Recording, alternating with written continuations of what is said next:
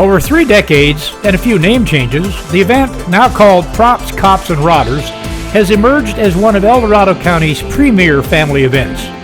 This year saw an expanded Kids Zone presented by EDCO, a larger presence of first responders, and of course, dozens of very cool cars.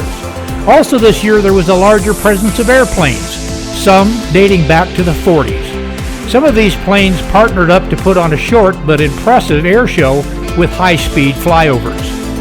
Presentation of the colors by Sheriff's Explorer Post 457, Ponderosa High's Chorus and Marching Band, live music, a large selection of food trucks, displays, demonstrations, vendors, and perfect weather helped make the 2022 version a huge success. Good morning. So just want to extend a thank you to all of our partners. There's been a tremendous amount of work behind the scenes, and a big congratulations and thank you to the Explorers again, and Ponderosa, the choir, and the band that we're going to see in action here in just a moment. Just want to highlight the Kids Zone. It's a collaborative partnership amongst many partners, and want to extend a thank you. All of the proceeds at the Kids Zone and of course of today's event goes back to the community. So this is an event sponsored by the community for the community. And one example, EDCO has received thousands of dollars to assist our children in El Dorado County in terms of our COATS program. So just one example of a practical way that this event supports others. Have a wonderful day and thank you again.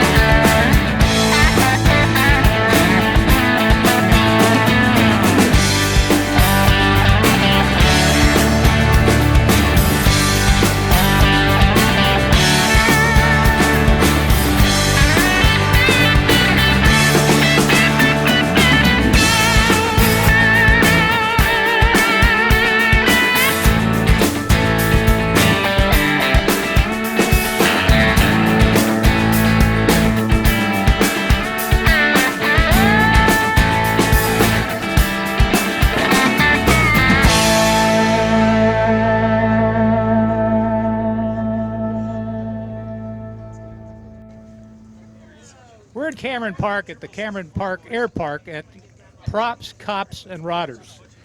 A beautiful day, lots of people, hundreds and not thousands of people, and something brand new in the fight for fire prevention, fire retardant, all that thing. CAL FIRE's new helicopters. Chris Renner is part of the aviation unit, and Chris, this is brand new? Well, it's within the last 2 years we've been fielding. This particular helicopter is factory new. Picked it up this year.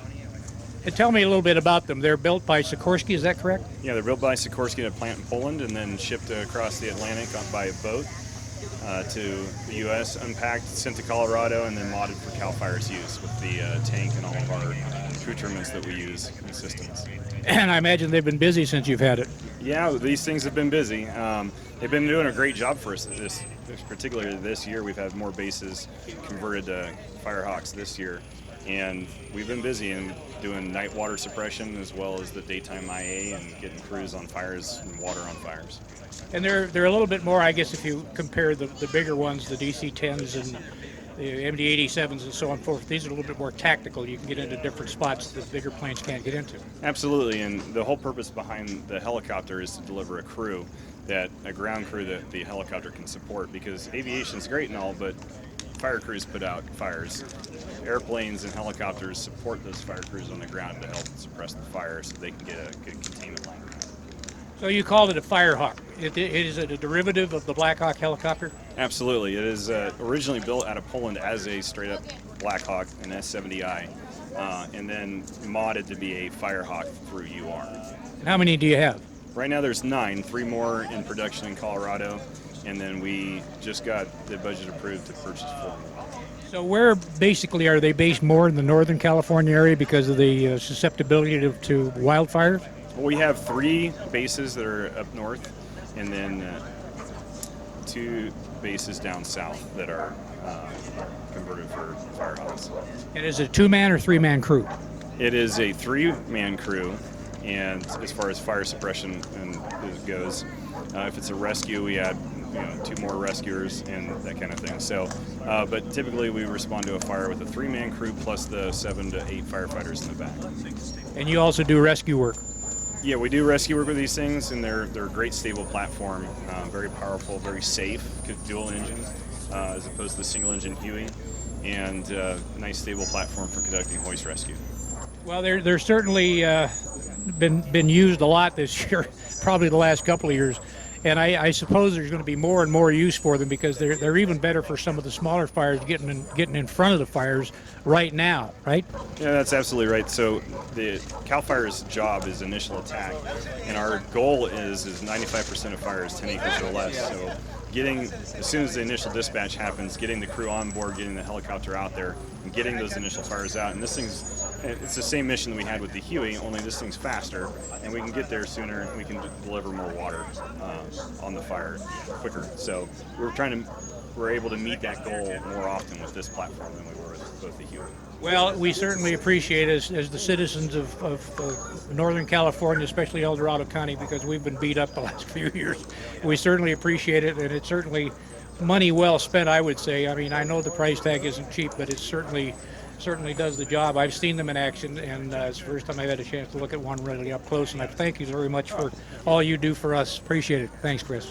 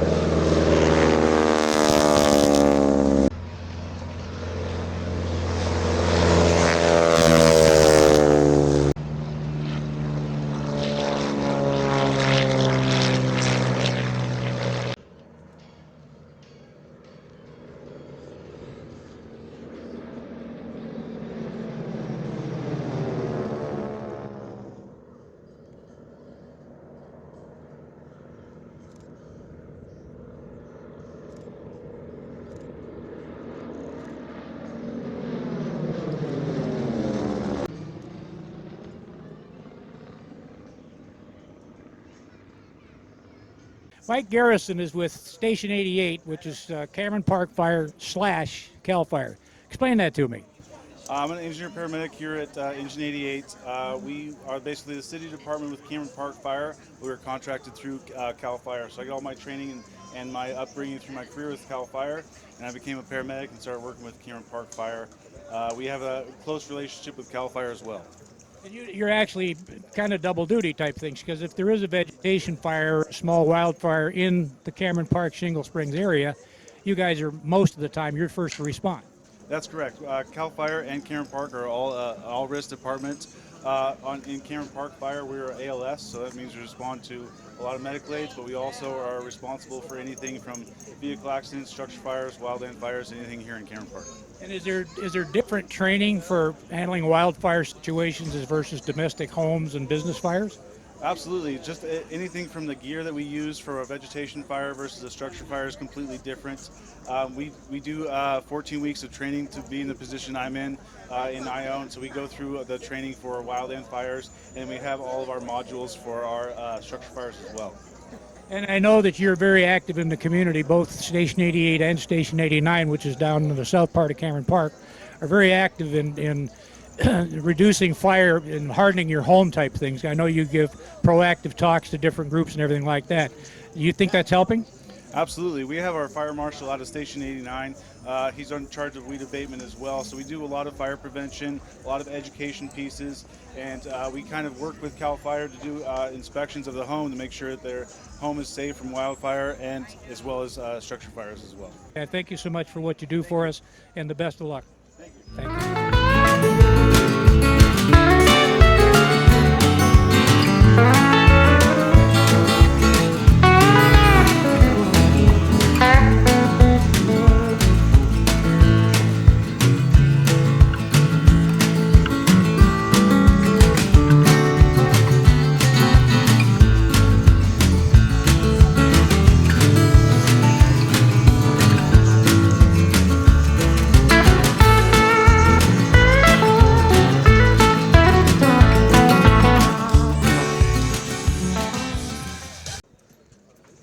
As you can tell, I'm with three young firefighters. These are folks with CAL FIRE, and I'm going to have them introduce themselves, and we're going to talk a little bit about their work, what they do, why they do it, how they got interested in the fire service, and then we'll talk about their rig. Introduce yourself. Hi, I'm Ella Beardsley. I'm a firefighter with CAL FIRE, Dorado, Station 43. And you are? Nick Brackens. I'm a firefighter at Dorado Station 43. Excuse me, Marie. That's all right. My name is Ben Hopwood. I'm a firefighter at Station 43 also. Sorry to bother you guys. Now, you're with CAL FIRE. Why? Just getting into the fire service, it was a department that I was interested in, and I like working outdoors. I like hard work, and it's very rewarding. How about you? It's the career field that I've always wanted to do. I've wanted to fight wildland fire, and I work in my community that I grew up in, and I think it's awesome helping everyone out and putting out fire. How long have you been aboard? This is my second season with CAL FIRE. And you looking to make this your life's work? Yes. Because he was saying a little while ago, I only got 44 more seasons, so I guess that's a career thing. How about you? Well, my dad was a firefighter, so I grew up around the fire service, and after just seeing what he does, I thought it'd be pretty cool to do, and I got into it, and I love it so far. Well, that's good. And like I say, this is something that's very, very important, is the young people joining the fire service, which obviously in the past few years has been huge, especially up here in El Dorado County, where we've been inundated with fires, both large and small, and especially large. So first off, thank you all for what you do. And why is kind of cool. You said it was rewarding. You come from a family of firefighters. That's good. But what would you say to young people that are kind of, well, I don't know what I want to do when I grow up? How would you approach them and say, you ought to give this a try? I think the schedule that we are normally on is definitely ideal for a young person. We work 3 days a week, and we have 4 days off normally when we're not on a fire. And I think that provides a lot of downtime for younger people to go out and do their hobbies and explore the world. And you said on a fire. Were you involved with the most recent fire we had, the mosquito fire? Yes, I was. I was working with the dozers and helping them navigate through the forest and put in fire line. And I understand you've been working with dozers? Yes, this is my first year swamping for the dozers in my unit. I want to thank you all for what you do for the community and keeping our wildfires as low as we can get it. I don't know. The rain, did it help? I think it did. I guess the last I heard, the mosquito fire is 60% contained. Is that what you're hearing? Yeah, that's what I'm hearing. So what does that mean, another couple of weeks? I think they're going to be out there for maybe another month patrolling, doing active patrols, making sure there's no more smokes and no more heat next to the line. The weather coming in, it's going to be warming up. It's going to be more windy, so it could start to flare up again potentially, but obviously no one wants that. That's a little known fact, and let me ask you, a lot of times after the fire's gone, you're still present. Why? Well, we have to stick around a while because there's a lot of hot spots out there that sometimes flare up after weeks and weeks, and it could cause reignition on the line, and that's something we absolutely do not. Weeks and weeks, is that right? Wow. Years. We just had a fire not too long ago up in Grizzly Flats in the Cowdoor fire scar. It was about 3 acres, and it started by a holdover, a burning tree, basically a burning stump. So and that's pretty much a year ago today. The fire was burning in that area. So first off, again, thank you for all you do for the community, and it's amazing. I'm glad to see young people involved. I'm glad to see your enthusiasm, because that's definitely a part of, what's the old saying? If you like what you do, you'll never work a day in your life. And apparently you guys like what you do. So thanks again for doing that. And you and I are going to talk about your rig. Yes. Thanks, guys. Appreciate it. So now we're going to find out the difference between this fire truck and the one we just saw a few minutes ago. The one up the road is what I'll call, for lack of something better, a standard fire truck. What's the difference? So this one right here is a Type 3 fire engine. It has 500 gallons of water. You can see there's a little bit of higher profile, and it's shorter. It's meant for wildland fires. So this is 4-wheel drive. We can drive out into the grass. We can drive off the pavement. The engine that we were checking out earlier is more for the city landscape, driving around town, structure fires. It's designed for that, but it can do both. And this one we can also go to the structure fire and pull lines into the house. So if there's a large structure fire and there's only one engine available, a standard engine, I say, then they could call you and you'd back them up? Exactly. And in this county, in El Dorado County, the way our dispatching works is no matter what type of engine, the closest resource will respond to the fire. So if we have a structure fire across the street, we're automatically going to get it. They're not going to have to ask for us. And I can personally attest to that, because not long after the Tahoe fire several years ago, there was one in the canyon just below my house, and literally within minutes there was everybody was there, and apparently, and I understand they call that like mutual aid or something like that. It used to be, if I understand, and correct me if I'm wrong, it used to be the first truck would arrive on scene, call for a second alarm.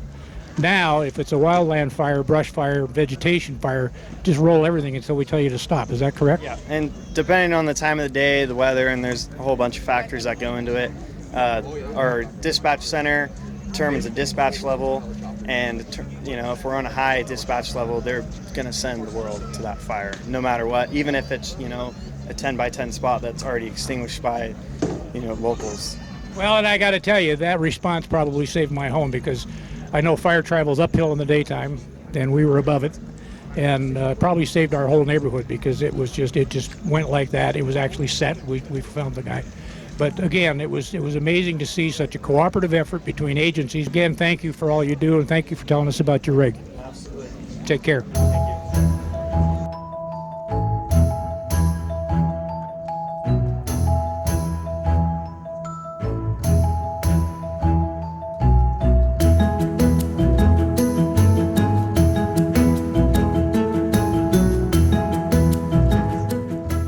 Hi, Julie. Hi, Gary. Hi, Mike. If you guys ever saw the Energizer Bunny, this is Cameron Park's version of the Energizer Bunny. This is Julie Clark, famous or infamous, that's whatever you want to call it. She's got every award known for aerobatics, one of the first commercial female airline pilots ever, and now, guess what? She's decided a new career. Tell me about it, Julie. I formed a airlift rescue, doggy rescue business, a 501c3, clarkscaninecare.org, and with my partner here, Mike. He's on board, and we have our 2 Bonanzas, which do the airlifting. And we rescue dogs mostly from shelter to shelter, but our mission statement is after hazardous, hazardous things that have happened, like, So like the fires and Yeah, stuff like correct, that. fires, earthquakes, whatever, and so on. What got you going, Mike? Well, Me. she got me going. gotta have humor in But that's here. another story. But Yeah. Like I say, Energizer Bunny, but yeah. So we saw the need. Well, she saw the need for this, and we have the equipment to do it. And it's a very rewarding thing to do. For these dogs. And it's, how can you not like that face? How can you not like that face, huh? And you know what? She's a rescue because she had an underbite. Give me a break. I have one too. Did we really come to talk about underbites? So how long have you been doing this? We formed the company in 2019, so just a couple of years. So you're not doing any shows anymore? Not aerobatic air shows where I travel to events, but we do a lot of flying events like today, and I just recently flew a missing man over the USS Hornet 2 days ago in a 7-ship formation for Commander Laird, who we lost at the age of 101, Navy ace from Auburn. So I was very proud to be a part of that. We are at Props, Cops, and Rodders in Cameron Park at the Cameron Park Air Park. Julie has about 17 planes here, I think. You still got the yellow one? No, I sold my top banana, T-28, to buy my Bonanza. Yeah. So well, 2 airplanes is almost too many. Well, yeah, but But I've had this one almost 15 years. I know you have. But now we're not telling. We're not telling because you got it when you were 12. I got right. yeah. And it's is there anybody else doing this kind of thing? This airlifting of animals? Lots. number of places. Pilots and Paws. We have a girlfriend that came in. If you'd like to even go talk to her, but that's the 501c3. She flies for them, whereas we own our own nonprofit. Somehow Pilots and Paws is making money hand over fist, but they've got a lot of people flying for them, and they've been around forever. So we're kind of in the growing stages, and it's kind of financially painful. So you do have other pilots working? Yeah, we do have a few other pilots working for us. It's quite a concept, and I'm sure it's probably much needed and very little known. I don't think people think of that. They talk about it a little bit on the news, but it's mostly big animals. The fairgrounds are taking this and the fairgrounds are taking that, but you don't think about dogs, and it's amazing. And I mean, it's got to be rewarding. I'm not sure financially, but it's got to be a rewarding. Well, planes aren't cheap to fly. Donate. We have a website, Clark's K9. Well, no. We're gonna do it. You're gonna give me that, and I'm gonna put it on the screen when we show this, and that way people can send you thousands and thousands of dollars. But anyway, thank you, and it's great seeing you again. It's been a while, And Mike, good to see you again. Yeah, and you know what? That's a nice airplane. I didn't realize that was yours until you told me. And that. Yeah, well, if I had opened my eyes, I would have known that. But anyways, thanks for what you're doing, and these guys obviously appreciate it. So thanks so much. Good to see you, Mike. Good to see you. Gary, thank you. You're more than Great welcome. to see you. Take care. Thank you. Drums, so I think you're going to make me come to church when I know you're playing the drums. That'll bring me back to church.